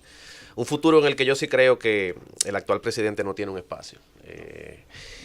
La pregunta es, ¿verdad? ¿Cuándo se dará Y me parece que él lo esa entiende salida? de esa manera. Yo espero que él lo tenga claro. Supuestamente familiares de él están aquí ya en República Dominicana, según Habían visto 3, en varias fuentes. ya salieron, se fueron 2, queda una. Sí, pero bueno, eso es un tema que debe preocuparnos evidentemente a nosotros, porque ustedes saben que eso tiene pues un Pero impacto hay una indudable pregunta en todo esto, Emil. ¿Qué en las tan fronteras. ¿Qué tanto soluciona que es de renuncia el presidente? Porque para Haití, cada vez que hay una revuelta, cada vez que hay un exceso en los precios, cada vez que hay una situación de ingobernabilidad, la solución para ello es que renuncie el presidente, el que sea. No importa si se llama Martelly, si se llama Baby Doc, si se llama Moïse, no importa cómo se llame. Para los haitianos, la solución inmediata de sus problemas, cada vez que hay una revuelta de varios días, es la renuncia del presidente o del primer ministro. Y eso obliga a un avance de elecciones, a un gobierno de tránsito y parecería que se complementa un ciclo del que ellos nunca salen. Bueno, pero es un estado fallido. Usted le dijo anómico, otros dicen fallido, es la realidad. ¿Y qué tú vas a hacer? Es un estado en crisis permanente. Lamentablemente, entre tener un estado de ingobernabilidad permanente, que es lo que tienen ahora, con un costo económico enorme para el país más pobre de América, y tener elecciones, yo creo que lo segundo hace más lógica, no solamente económica, incluso democrática, porque es el pueblo en su mayoría el que aparentemente está en las calles. Entonces, yo no te puedo decir que me siento contento con que cada vez que hay una protesta se cambie el presidente, pero yo prefiero que exista un proceso electoral y una salida que permita que ese país vuelva a operar, y no que se mantengan en este estado constante de revuelta, que lo que tiene es un costo económico, repito, enorme para un país que no se puede dar ese lujo. Entonces, a mí me parece que el futuro inmediato de Haití no va a tener a Moïse en su radar. Sin embargo, Yulisa, el tema que yo quería compartir con ustedes hoy, entre otros, es uno que en la muy activa tuitósfera dominicana, de la que yo soy más que un contribuyente, un observador, se discutió este fin de semana.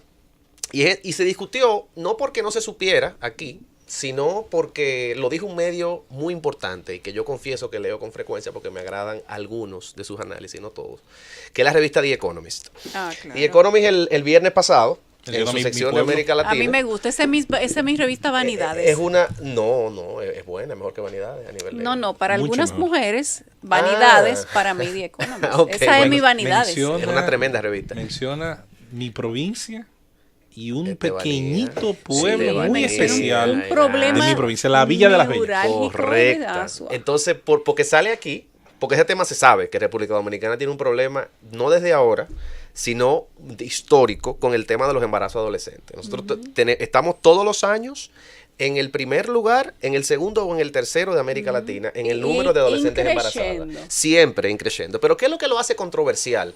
La comparación que hace la revista, cuando habla de Estebanía, que como muy bien señalaba José Luis, y lo que la revista hace es que lo pone en el contexto de que somos la región, después de África, América Latina, con la mayor tasa de embarazos adolescentes. Sin embargo, sorprende que los números no disten tanto de África, porque el PIB per cápita y la riqueza de América Latina, especialmente de muchos de los países donde el embarazo adolescente es alto, es muchísimo mayor. Entonces dicen ellos, ¿cómo es posible que en el área del mundo más pobre se tengan tasas de fecundidad de adolescentes Tan que son altas. similares a países que no son ricos, pero son países de ingreso medio como la República Dominicana? Pero no solo eso, sino que lo quintuplica en extensión territorial. Correcto, también, porque es un país pequeñito. Y Aquí en cantidad de población. Que ¿cómo de es cada posible? 1000 nacimientos que se dan entre madres de 15 y 19 años, República Dominicana tenga 100 y 100 sea el número más alto de América Latina, es algo que a mí me parece que debe preocuparnos bastante. Y debe preocuparnos porque cuando yo me pregunto qué diferencia hay entre nosotros y esos países, aparte del PIB per cápita, la riqueza, la institucionalidad, señora, hay un factor que no se menciona y yo no quiero endilgarle toda la responsabilidad, pero creo que hay parte de ella. Y se llama el tema que tenemos nosotros con la educación sexual y las iglesias. O sea, a mí me parece insólito, y siempre lo he dicho y no me cansaré de repetirlo, la abnegación que escuchamos nosotros y la vituperancia con la que se comenta cualquier esfuerzo público o de cualquier ONG de proveer un mínimo de educación sexual en las escuelas públicas. Señores, eso no es un pecado. No es cierto que el que se esté... genera un revuelo enseguida. Pero es impresionante. Y a mí lo que me marca con eso, Yulisa, porque yo tuve la experiencia, en el año 2013 yo fui con un amigo a una comunidad llamada El Sidral, en San Cristóbal, a hacer un tema de un operativo social.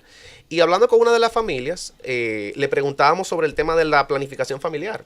¿Y ustedes le dan preservativo aquí? No. El Como padre si fuera se una mala indignó. palabra.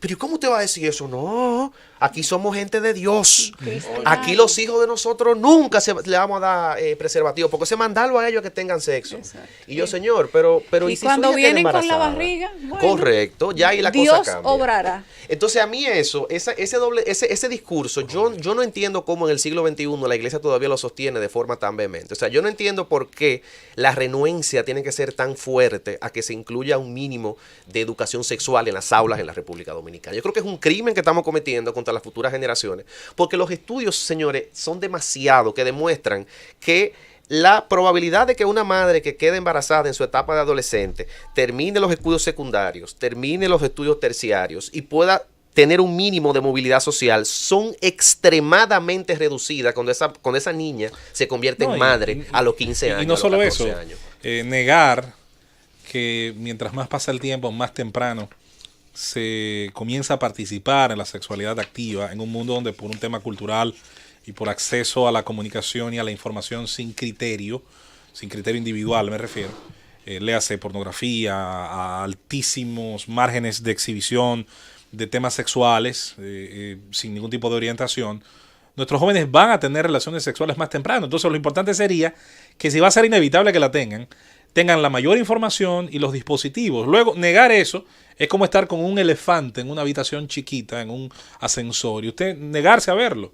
Y eso es lo que ocurre con lo que dice Emil Chirino. Hay una idea, y muy penosamente una gran parte de la religiosidad y del fenómeno conservador en nuestro país la admite y pretende decir que sí, es pensar que la cultura de la castidad, de la idea de no tener relaciones sexuales por mandato divino hasta después del matrimonio, en estos tiempos se va a obedecer, cuando ocurre todos los días justo lo contrario. Lo que pasa es que la abstención no es un método anticonceptivo. Exacto. Y ahí es que está el gran error. Es un tema de fe. Ahí es que está el gran error. Cuando a mí me sorprendió muchísimo que en el mismo artículo decían una joven de allá, de tu provincia, no de tu comunidad, porque tú no eres de ahí, de Estebanía, ¿no? No, yo soy del mismo pueblo, Del mismo pueblo. Pero recuerdo los estudiantes de Estebanía y Las Charcas, que son dos comunidades que están muy cerca una de otra, iban a los colegios, a las escuelas, llegaban en diversos transportes, bueno, camiones básicamente, llegaban allá los estudiantes. Bueno, pues ya le de Estebanía y Las decían, Charcas. el mejor método anticonceptivo es que usted se ponga una moneda de $1 entre las dos rodillas y Y no la deje caer. que no la deje caer. Qué ¿Qué es lo que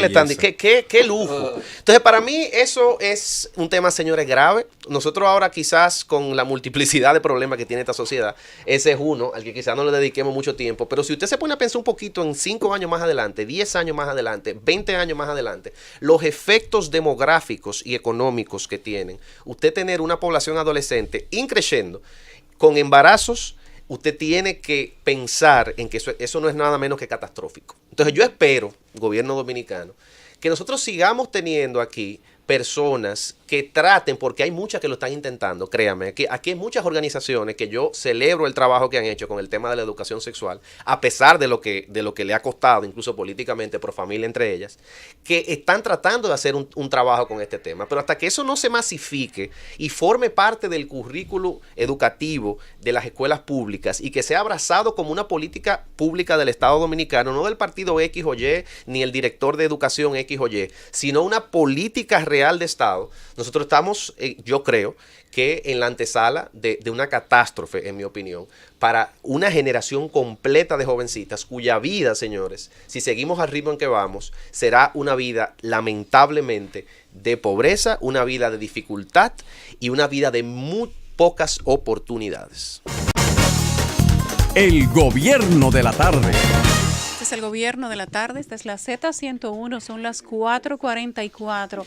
Hace 40 minutos el gobierno de Nicolás Maduro anunció su propio concierto que se llama Manos Fuera de Venezuela, titulado como aquel intento de una traducción literal al inglés que hizo el presidente Nicolás Maduro, del cual se mofaba la gente en Twitter porque él intentó traducirlo y la traducción no le quedó muy bien. Entonces, él lo hacía un poco chabacano y al entender, como lo ha hecho en otras ocasiones, que no le había quedado bien, él mismo se rió y se burló de lo que había dicho y esto generó toda clase de críticas. Pues así se va a llamar el concierto, Manos Fuera de Venezuela, en español porque no salió muy bien en inglés. Pero lo curioso y peculiar de este llamado es que se hará en los días 22 y 23 de febrero, fecha en que este fin de semana Guaidó y la oposición venezolana fijaron para ir a una protesta nacional en la frontera con Colombia y lo extendían a todas las provincias del país por la entrada de la ayuda humanitaria. Esto no parecería ser nada distinto de lo que ha venido haciendo Nicolás Maduro. Llama al diálogo cuando se supone que debería estar hablando de elecciones. Se va a un país extranjero cuando se supone que ya se debió haber tomado una decisión en el suyo. Manda ayuda humanitaria a Cuba cuando Venezuela la está necesitando y cosas como esa. Emil, Andrés, José Luis, ¿cuáles son las posibilidades de que se esté avanzando en este proceso de tránsito por el que avanza Venezuela? Bueno, avance Venezuela. Mira, yo te puedo a ti solamente decir por ahora que es un poquito, creo que lo que he dicho en anteriores escenarios, que es evidente que el futuro inmediato de Venezuela, Maduro definitivamente no va a ser parte de la ecuación. Yo creo que Maduro en algún punto, pero sí te quiero destacar algo nuevo, porque francamente en la semana yo no creo que se haya generado algún hecho que cambie mucho lo que pasó la semana anterior con lo de Venezuela. Guaidó sigue por su lado, Maduro por el de él. Sí está incrementando las recaudaciones de dinero. La oposición a unos números interesantísimos. Sí. O sea, se hablan de $100 millones en una conferencia que se hizo la semana pasada de Naciones Unidas para el tema de Venezuela. Este concierto, que es Richard Branson, de hecho, el famoso CEO de Virgin Atlantic y uno de los emprendedores más famosos del mundo, salió en internet diciendo que él está detrás del equipo organizador, que vamos a hacer un gran concierto. O sea, no, el de Maduro no. No, el otro. El otro, el que se está haciendo en Cúcuta. $100 El de los $100 millones de Que dólares. Montanera ha sido uno de los... El de Maduro la nunca. frontera. Yo no creo que Richard Branson esté tan loco.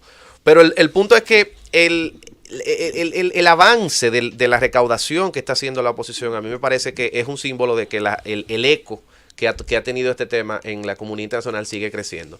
A él le hicieron una entrevista, RT, yo no consumo RT, pero tenía una gripe tan fuerte el otro día que en mi casa, pues me senté ahí a verla.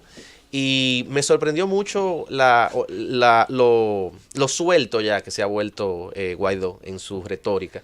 Y cuando le preguntaba al reportero está cómodo en el papel. de RT, sí, porque RT obviamente le estaba dando unos fundazos ahí bien buscados. No, RT hasta sabemos le que es tiene RT. un mote y una parodia de la autoproclamación. Ah, bueno, pues sí, porque sabemos cuál Pero es la ese es línea el de trabajo de RT, claro. Sí, yo no veo RT, pero es bueno ver a Yo no- RT yo no entrevistando a pierdo Guaidó porque mi tiempo. sabemos, yo no pierdo mi tiempo, Claro. pero sabemos cuál es la intención. Yo déjame ver cómo él se ¿Y comporta con cuál el va a ser enemigo. la línea? Y tú sabes que él le dijo, ¿cuál fue la respuesta más contundente para mí de esa entrevista, que duró como 9 minutos? Después que él tiene mucho intento de cuestionar la legitimidad de la autoproclamación de Guaidó, le dice el reportero de RT, entonces usted es un presidente autoproclamado, pero ¿y qué poder tiene usted? O sea, porque Maduro, dice él, bueno, el poder de que tú y yo estamos en esta entrevista, y a mí Maduro no me ha puesto un dedo. Cuando él le dijo eso, yo dije, óyeme, el hecho de que este señor siga dando entrevistas, siga nombrando Lo que él dijo fue real. embajadores, siga nombrando supuestos miembros del comité de directores de PDVSA en el exterior y todo lo que usted quiera, óigame, él está ahí. Y la realidad es que él sigue con su proceso político, Y que sigue Maduro tocando no puertas. le ha tocado un pelo. No le ha puesto un dedo. Entonces es evidente que la situación de Maduro cada día se cierra más. La cuenta de Twitter de Maduro da muchísima risa. Yo la semana pasada me puse a ver y de 20 posts, 18 eran con fotos con militares. O sea, ahora el ejército de todos los días y cuánto amor por la patria y la fuerza. Ya no le queda más nada. Entonces, Yulisa, yo no me... Esperar a que se agote el presupuesto de pagarle Sí. los salarios al ejército. Sí, es eso. Y cuando eso suceda, entonces vamos a ver el desenlace. Sí. Ahora, ¿qué tanto tiempo, por cuánto tiempo se podría extender esto, Andrés? Ese estado de inercia, tú quieres decir. Sí, claro. La permanencia de Maduro en el gobierno de Venezuela va a ser hasta que haya fondos para pagarle los salarios al ejército. En el momento que eso se acabe, de una manera o de otra, ya nosotros sabemos cuáles son los bloqueos que hay por la venta del petróleo, la ayuda que le ha dado Rusia, lo que dijo Pero China. el impacto de esas sanciones, Luis, tampoco es inmediato. Se estima que los $8,000 millones que PDVSA va a dejar de ingresar es en este año. Y eso ocurrió ahorita en enero. Entonces vamos a darle 4, Entonces, 5, le 6 meses, queda 7 meses. oxígeno todavía. Sí, hay oxígeno para estos meses, claro que sí. Ahora, 2020, no sé. pero 2019 ahora sí hay oxígeno. Van a tener que convivir cuánto tiempo más. Eso es lo que la gente se pregunta. Sin duda que hay dos opciones solamente en Venezuela. Si se mantiene el bloqueo, las sanciones económicas, Guaidó en primera persona dando órdenes, nombrando embajadores, pidiendo ayuda humanitaria, etcétera. Si ellos ambos resisten, porque también hay que ver qué tanto va a resistir el otro lado. Si Maduro se sigue portando bien, porque él se está portando bien, no le ha puesto un dedo encima a Guaidó y él sabe por bien qué. ¿Con quién? Un comentario Y él épico, sabe paréntesis, por espérate. Un qué. comentario épico, porque hay que buscar una nota jocosa en este tema de Venezuela para uno relajarse un poco. ¿Ustedes vieron el comentario de Diosdado Cabello a la expulsión de la delegación de congresistas españoles que llegó a Venezuela? Sí, lo de la frontera. Sí, lo de la Bueno, ayuda fueron unos humanitaria. congresistas que invitó Guaidó y De lo la devolvieron en Unión el Europea, aeropuerto. eurodiputados. Este fue el comentario de la expulsión de los eurodiputados de Diosdado Cabello en Twitter. He. Oh. Más nada puso Diosdado Cabello Así se llama una canción a la de- nota de prensa donde expulsaron a los eurodiputados invitados por Guaidó. Una canción del Indicito Solari. Por cierto, lo de portarse bien es relativo. La administración venezolana sigue hoy por hoy, la administración de Maduro, enfrentándose a una emergencia real en el campo, por ejemplo, de los hospitales. Pero En el tema de la salud. está mandándole ayuda humanitaria a Cuba. Bueno, esas son parte de Las ironías. de las matrices que a veces uno se pregunta hasta qué punto qué injerencia es la que le molesta a la gente. Porque hay un injerencismo, sobre todo, que se da en la parte militar y en la inteligencia hace muchísimos años, por parte de la estructura cubana que se insertó muy bien, sobre todo después del año 2004, en Venezuela. Pero bueno, fuera de esto, la clave siempre es preguntarse, desenlace y menor costo de sangre. Menor costo de sangre. No intervención es el menor costo. Claro, y no solo no intervención. En el sentido militar. Que se diera también, que no se diera, y eso de verdad que a veces es difícil Ahora yo no lo descarto. estructurar la jugada. Yo tampoco, y Yo no lo y descarto. menos ahora, y muchísimo menos Pero ahora. tiene una crisis política El doméstica tema que también lo de he dicho. evitar la posibilidad de guerra civil. Yo siempre he dicho que la llave para eso la tiene el propio presidente Maduro, en el entendido de que si se llamara a elecciones y si se pactara la salida por la vía electoral, fuera probablemente el mejor de los escenarios.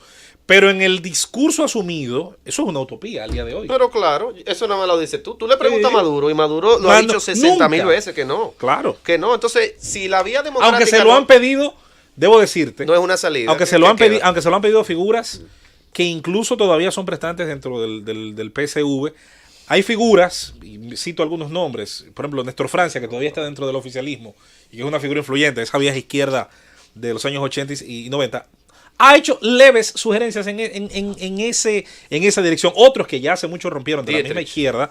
No, lo de Heinz Dietrich del 2007 en adelante es un crítico. Sí, ese- Pero algunos más recientes como Roland Dennis, que en un momento fue muy respetado por el presidente Chávez, que es un gran teórico del tema de la izquierda. Hace rato es de los que ha dicho que la única salida sin un escenario de enfrentamiento es ese. Lo cito y cito esos nombres, Toby Valderrama es otro, para que la gente entienda que no es solamente una sugerencia de la derecha, de los conservadores, la idea de una salida electoral, en el entendido de que el espacio 2019-2025 es, incluso para gente que proviene de la izquierda ortodoxa, se desconoce la legitimidad Y mira que hubo de ese también, espacio. en mi opinión, un sesgo ideológico cuestionable de la izquierda americana, liderada en este caso por Chomsky. Ellos hace 2 semanas, no sé si viste, que escribieron una Mire, carta Chomsky pública. negaba los crímenes de Pol Pot en diciendo- los años 70. Sí, a mí me pareció que está muy, muy sesgada, diciendo que no, condenando el intervencionismo de Trump, que cómo es posible, condenando las sanciones a PDVSA, que la no intervención, y volvemos al mismo punto que yo le criticaba a AMLO hace unas semanas aquí en la Z. Señor, usted no se puede escudar en el principio de no intervención cuando la balanza evidentemente está inclinada para un lado. Y en este caso sabemos de qué lado está la balanza. La balanza está del lado donde está el plomo. Y el plomo lo tiene Maduro. Entonces hay momentos en los que un principio, no estamos llamando a que se vulnere, pero uno tampoco puede utilizarlo como una carta blanca para simplemente permitir que se cometan atrocidades y violaciones groseras de los derechos humanos de personas que sabemos que si no es por el peso político de actores externos a Venezuela, probablemente ni siquiera tuvieran la oportunidad de tener un presidente encargado hoy, autoproclamado claro. como Guaidó. Así es. Cuando yo decía ahorita que se había portado bien Maduro, me refería a cómo Guaidó sigue haciendo cosas en nombre de una autoproclamación, nombrando embajadores, recibiendo ayuda, y Maduro no le ha echado mano. ¿Cuántos intentos? Se intentó al Pero, otro día, ¿eh? No, Se intentó. eso tiene su explicación, Claro. obviamente.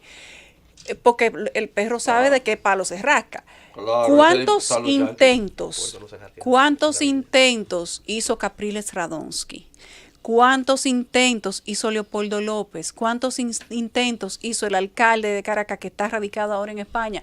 ¿Y cuál fue el resultado de los intentos, no de los actos, Ledesma, correctamente? Todos quedaron presos, inhabilitados, lo llevaban a procesos judiciales de donde ellos salían guillotinados. Y evidentemente que el reconocimiento internacional le ha dado una especie de escudo a Guaidó. Maduro no es tan loco, ni tiene las espuelas tan largas como él decía, porque él ha respetado, y pongo la palabra respetar entre comillas, porque así cualquiera respeta, los límites que se le ha puesto de parte de la comunidad internacional a Guaidó, por lo cual Maduro ha comprendido de manera vehemente que cualquier intento de violencia hacia él o al Parlamento va a terminar en una intervención, y ciertamente así ha Es un sido. derramamiento de sangre. Puede que esa sea la lectura que él le esté dando, y ojalá que sea esa para que no le ponga un dedito a Guaidó. Andrés, tenemos un acuse de recibo de un libro. Bueno, vamos a invitar a los amigos oyentes a la puesta en circulación del libro del doctor Laureano Guerrero en el Salón Pedro Mir, Centro Cuesta del Libro, la novela Un mediocre exitoso en un país de estúpidos, de Marcos Rodríguez, y que será presentado por Laureano Guerrero el jueves 21 de febrero a las 6 de la tarde en el Salón de Actividades de Librería Cuestas, Centro del Libro. Así es que están todos invitados para la puesta en circulación del libro Un mediocre exitoso en un país de estúpidos, de Marcos Rodríguez, y que será presentado por el doctor Laureano Guerrero. Quien ha tenido la cortesía de mandarnos los libros físicamente. Nosotros todos prometemos leerlo y comentar más adelante. Vamos a hacer una pausa. Despedimos a don Andrés L. Mateo, a Emil Chireno, a Rosa Encarnación y a Eduardo Núñez. Y regresamos con todo el equipo que se integra a las 5 de la tarde. El gobierno de la tarde.